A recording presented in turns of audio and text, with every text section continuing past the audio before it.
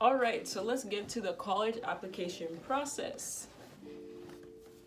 All right, so my college application process is started in July of before senior year. So, like I said previously, going into this process, I was pretty much the only person in my school who was applying to these out-of-state schools, like out-of-state private schools. So everybody that I knew were applying to schools in Texas through the Apply Texas thing, not through Common App. So everything was pretty much new to me. So how I was able to know all the knowledge that I had was through just research. I was researching. I watched a lot of YouTube videos. A lot of them were helpful, a lot of them weren't helpful, but I watched a lot of them, and that's how I got a sense for how I was supposed to go about applying. One program that I heard of a lot was QuestBridge, but I heard about QuestBridge conveniently after the application was closed. And either way, my application wasn't strong. I didn't have everything I did with National Honor Society at that point in time, so my application would have been really weak, and they would have matched me to a weird other school they didn't want. But I met a lot of people who used the QuestBridge program, and that's how they got into their top schools.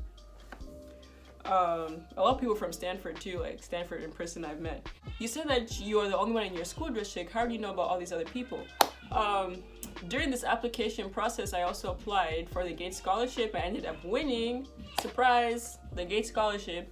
So this past a few weeks ago, there was a conference for the winners, and that's how I met a lot of people who are also going to similar schools. And I heard about their story and how they got in. Most of them got in through QuestBridge, and others, a lot of them went to top high schools too. So yeah, that's what set me apart. Even though I was a part of them, I wasn't, because I didn't have the same experience through high school.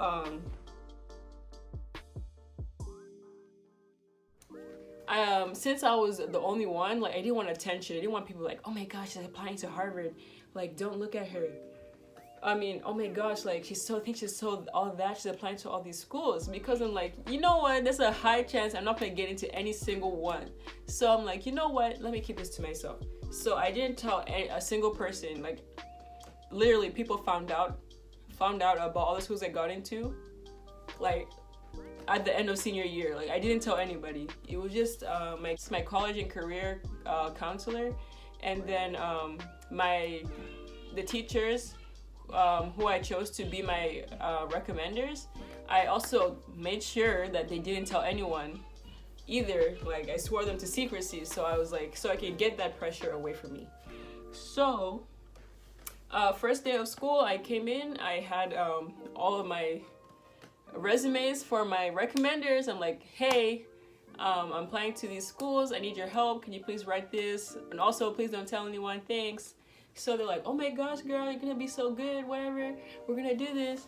So they wrote my recommendations, and so my goal throughout all these years, pretty much what pushed me all summer long, was I wanted to go into Harvard. Harvard is my dream school. That's what I thought the whole time. I'm I need to get into Harvard. So I was thinking, I was going all far and wide over the internet, except for the black web, but yeah, I went all over the internet looking for how I could get into Harvard.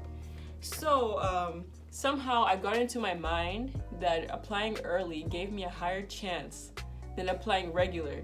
In retrospect, it doesn't. Don't let the numbers lie to you, okay? 14% acceptance rate early, and then the 4% or whatever regular. There's no difference, because the 14% is due to a lot of the outstanding applicants, legacies, donors, all those people are the ones who usually apply early, and those are the ones who get in. So you end up being the same number, except you're going against much better people, and it's not a general thing. So I applied to Harvard early. I sent my application in September, and I ended up being deferred. And that's when I got scared. I was oh my gosh, I really thought I was gonna get in. I was delusional. I thought I was gonna get in. That is probably my biggest regret. Applying to Harvard early. I'm I should have applied later. You know what they say about the first application that you send? like the first application you send is not your best, but you think it is because you work so hard on it, but it's not. I should have sent it like way later. But anyways, on to the point.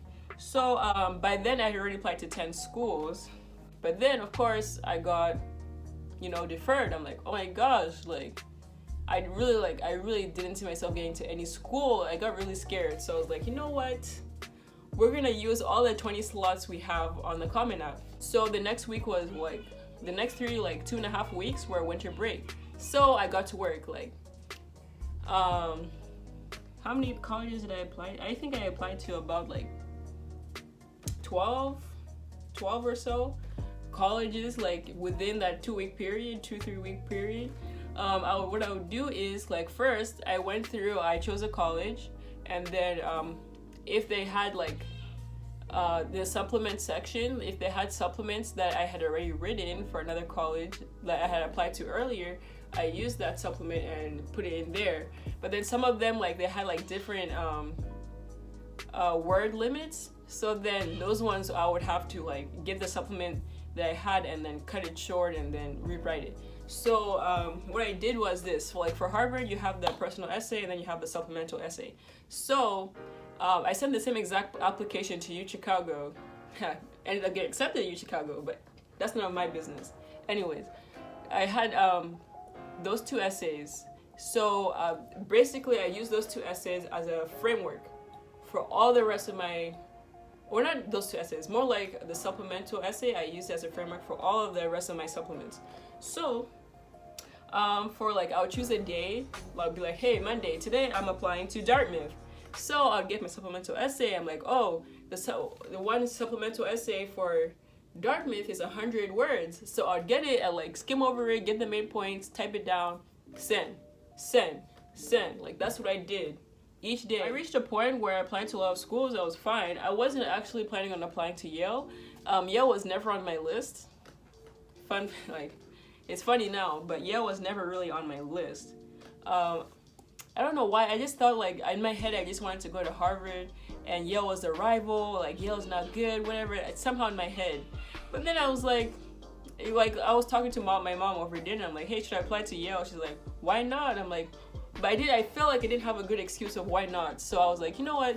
So I applied to Yale last minute, and then so I sent in all my applications. Now January, February, it's a time for interviews. Actually, it's mostly like January.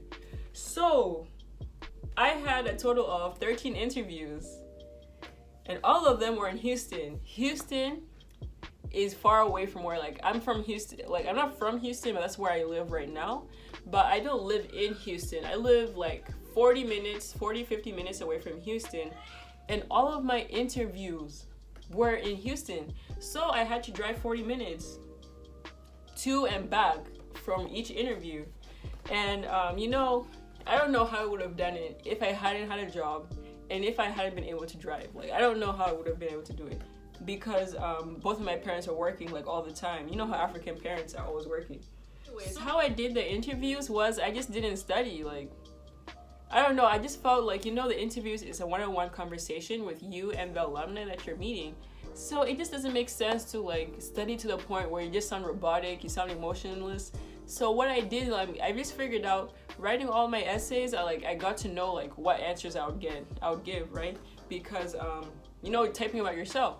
I also made a resume. So what I would do is I would print out my resume. I went to Walmart, I bought like a stack of file folders, and then I put my resume in the file folder, and then I would go with it to the interview.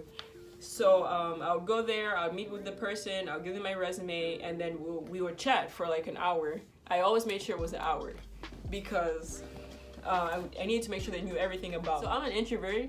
On the Myers-Briggs test, I'm apparently an INTJ, apparently. But, I had a dream, I had a goal, so I had to do what I had to do. So during those times, I was not an introvert, I was an extrovert. I was like enthusiastic, I was doing all the types of things that I won't normally do. But, I put on that act for an hour, and then when I got out, I feel so drained, but accomplished because I did it. But yeah.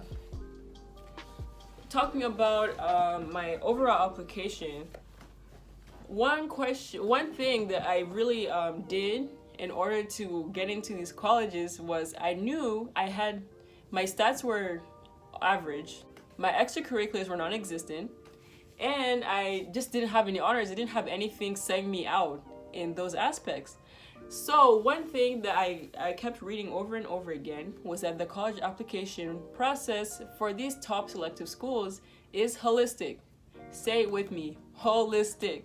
That means no one thing will stop you from getting in. So they probably look at three things, like your stats, extracurriculars, and then they look at just your overall personality. So I knew these two were not good. So I had to focus on my personality. So that's what I did. Whenever I was writing these two essays, the two main essays that I use as a framework for everything, I made sure to look at like really who I was, what set me apart from other people, what I've been through. Just a lot of soul searching you have to do. And you have to market yourself as a person who can contribute to that school, who has like, hey, I may not have had the opportunity to do so and so, but hey, listen, I'm committed, I'm motivated, I can do, if I get admitted to your school, I'll do so and so. But you can't exactly say it. It's just like one comment I read was that you have to show that you're passionate without saying that you're passionate. So it's just a lot of soul searching you have to do in order to market yourself.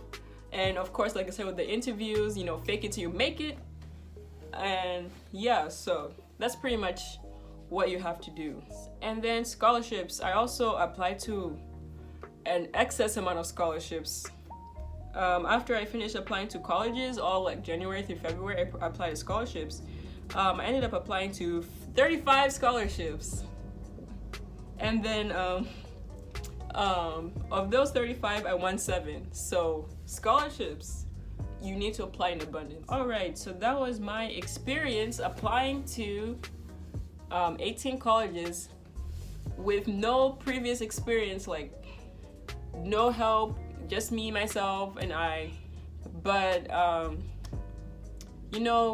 like what this experience taught me is that anything is possible if you put your mind to it. So if you are a junior right now and you're going into senior year and you want to get into that top selective college, don't let anyone tell you otherwise. I've had a lot of people who've like told me to my face, like before senior year, they would ask me which school I want to go to. I'd be like, oh, I want to go to Harvard, and then they'll just put me down, and I would just feel like sad. And then also, like, yet again, coming after for these YouTubers, they could be helpful, yes, but it's not helpful. It actually puts a lot of people down, kind of, when you see all these people who make videos of like how to get into Harvard, how to get into Yale.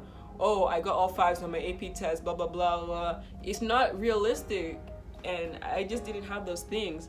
But you're just gonna keep your head up, keep pushing, and just don't listen to them. Don't listen to what other people say. If you don't want to deal with that, then maybe just be silent. Like, don't tell anyone, like I did. Yeah, and also stay away from College Confidential. College Confidential is not good. Like, it will really put you down. Do not go on College Confidential. I went on College Confidential all the way up until the Harvard decision came out, the first one, and it just put me down. So I suggest you stay away from College Confidential. All right.